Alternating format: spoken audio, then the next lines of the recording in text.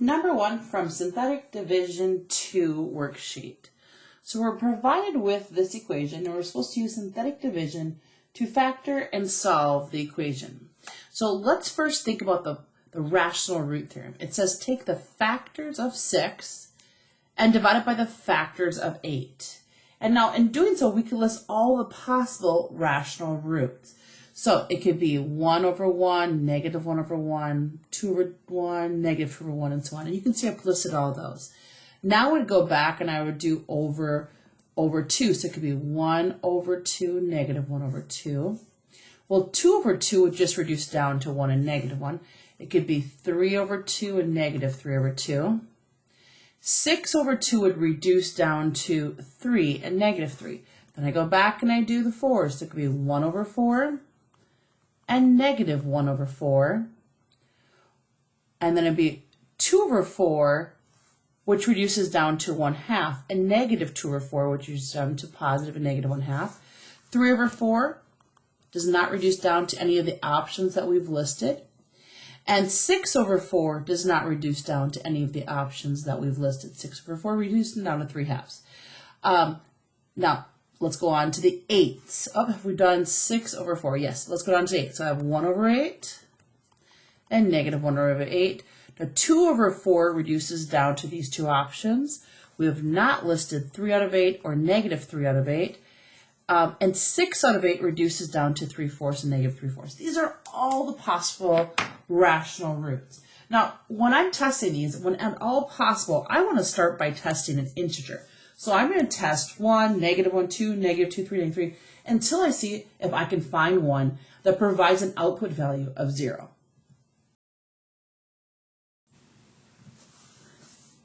In order to complete the process of using synthetic division as a way to then factor and solve, I start by identifying the degree or the highest exponent on the variable, which is a 3. 3, 2, 1, 0, and I put down the corresponding coefficients to each of those places.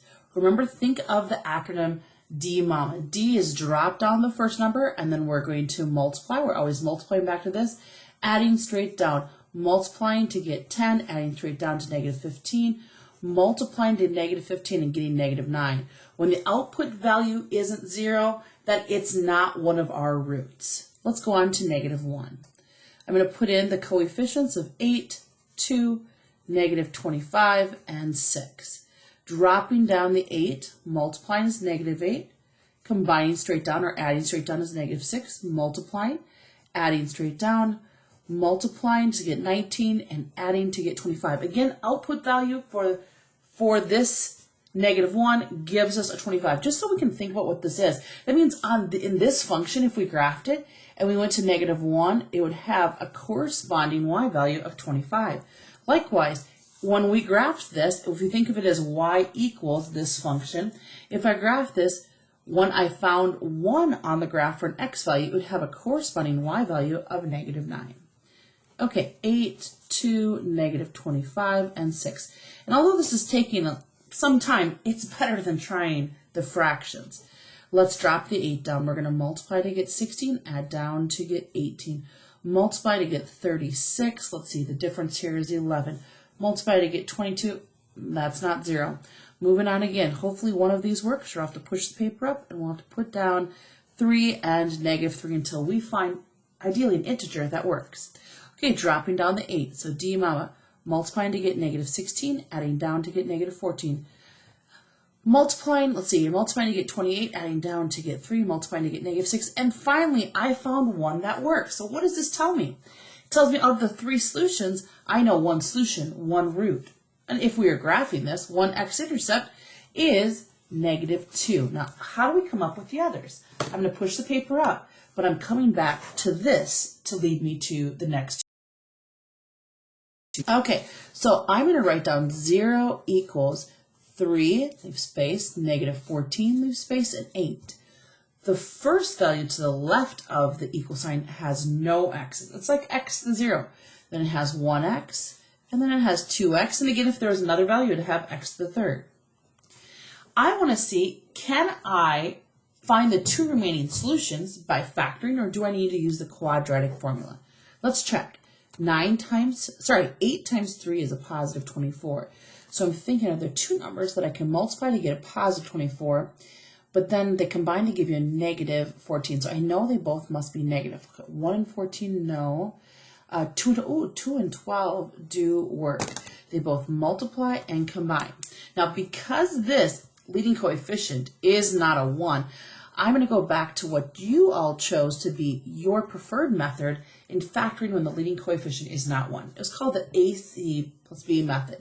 So I put in, there's a negative 2x, and here's a negative 12x. And I'm going to use factoring by grouping in order to factor and then solve. I can factor out a 2x. I'm left with 4x minus 1. Just making sure here I'm making no mistakes. And 4x minus 1. What value times 4x is a negative 12x? That'd be a negative 3. And negative 3 times negative 1 is, in fact, a positive 3. So in the front and the back, I can both contain a 4x minus 1. In front is a 2x, and back is a negative 3x, and I'm setting it equal to 0. I'm going to take each one of these factors, and I'm going to set it equal to 0 and solve.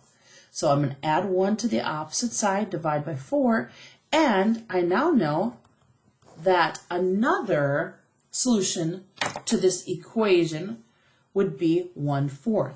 I'm going to take the last remaining factor, set it equal to 0, so I'm going to add 3 to the opposite side, divide by 2 would be 3/2. So 3/2 and 1/4, and by the way, look up here, those were the possible positive 3/2 and a positive, and looking over here, and a positive 1/4, and we have a negative 2. So those are the three roots to this equation.